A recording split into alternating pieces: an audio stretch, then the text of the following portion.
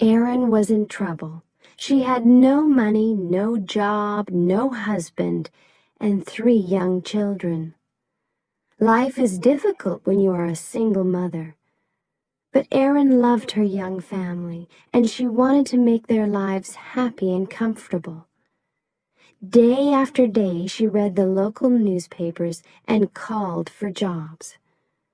But every phone call and every interview was unsuccessful. It was time to try something new. Erin visited her lawyer, Ed Mastery.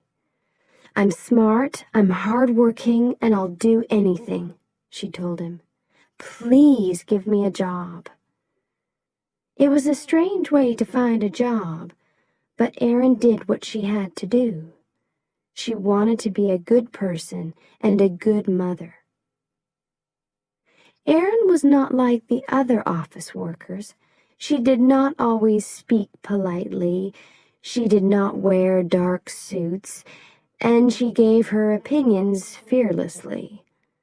She worked hard, organizing papers into piles and boxes every day. But the work was too boring for a smart woman like Erin.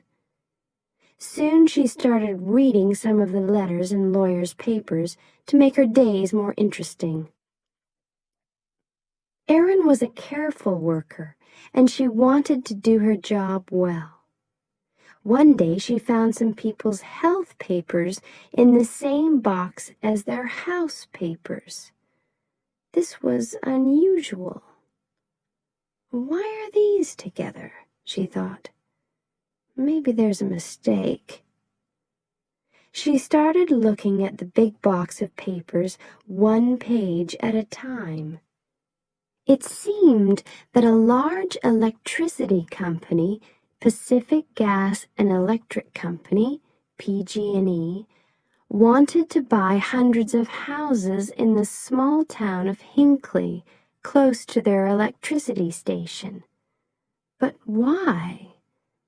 More importantly, why were the homeowners' health papers in the same boxes? It was a mystery. Erin could not sleep that night. She was worried. Did PG&E want to hide something? Were the people of Hinckley safe? Erin was already a busy woman with her own problems. She had little time to worry about other people. But deep inside, Erin felt that something was wrong. Could she solve the mystery? She needed more information. The next day, she spoke to her boss, Ed. With his help, Erin started looking more closely at the papers. Erin discovered more and more strange papers in the Hinckley box. She realized that there was a serious problem. She loved her family, and she wanted to spend more time with them. She wanted to see her children grow up. But people in Hinckley were very sick, and only Erin knew about it. She wanted to help. So she bravely decided to solve the Hinckley mystery alone. Erin visited people in Hinckley and spoke to them about PG&E, their houses, and their health. She wanted to find the true story. Erin was not a lawyer. She was friendly and interesting, and the people of Hinckley liked talking to her. They told her that PG&E was a good company. It made their water safe, it paid for their hospital tests, and it offered good jobs. But Erin was not so sure. Erin always got what she wanted. Now she needed help and information. She was working alone, but this did not stop her. She called and visited scientists, doctors, and lawyers. She talked to anyone who could help her. and every day she worked hard. At last she got the piece of information that she really needed. PG&E was poisoning the water near Hinckley. PG&E is one of the biggest companies in the U.S., and people liked and trusted it. But Aaron realized that the company told lies. The water was safe, they said, but they were poisoning it. Aaron was not important, famous, or rich. She was not even a lawyer, but she decided to fight against PG&E for the people of Hinckley. She knew that she had to help in every possible way. How many people were poisoned in Hinckley? Was anyone in danger? Aaron returned to the town to find out. People knew Aaron now. They trusted her and they talked honestly about their health problems. Hundreds of people in Hinckley had terrible illnesses, and some were dying. As Aaron listened to the great problems and worries in these people's lives, she became very angry.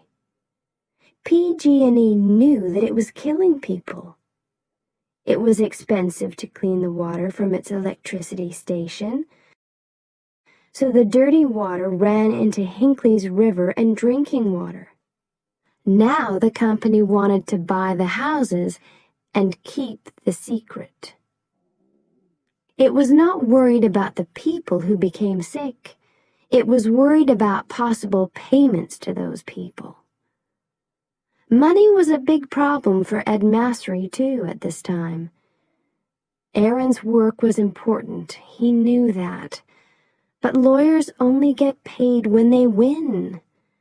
It was almost impossible for a small local law office to win against PG&E. Ed was afraid.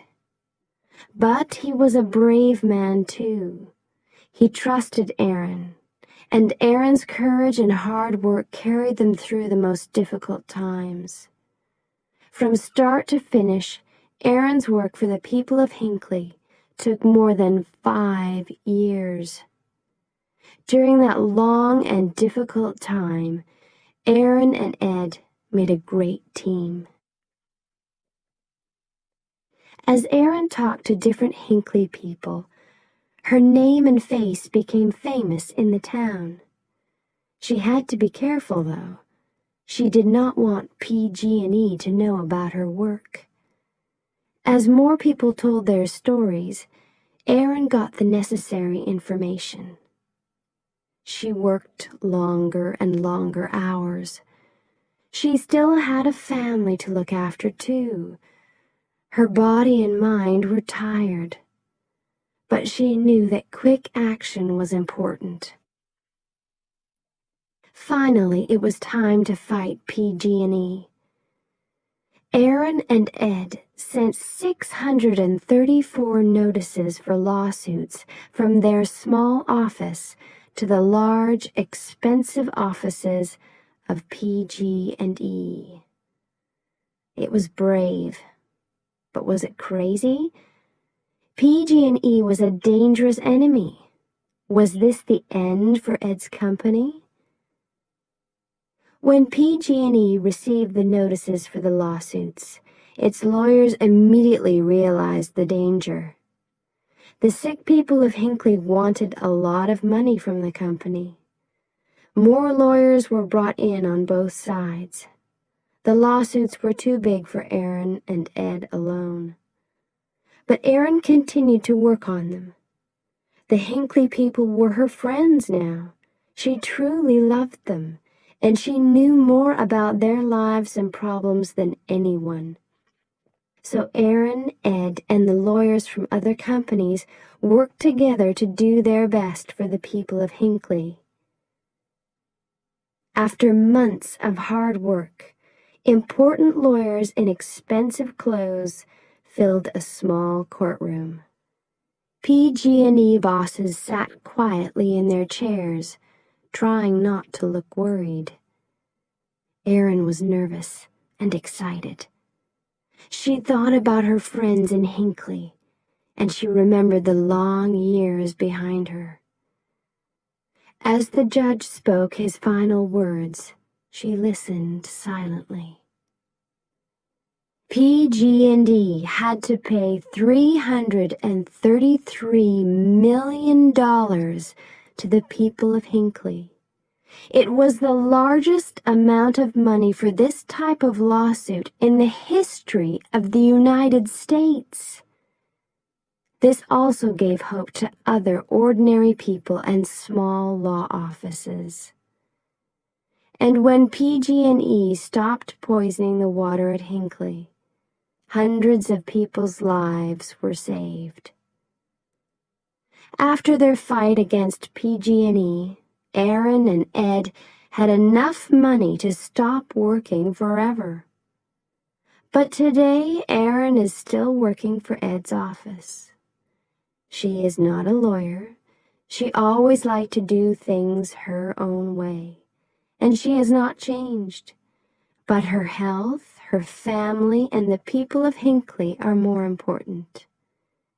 Today, she works for other ordinary people who are fighting against big companies. Her courage and hard work continues to help people and save lives.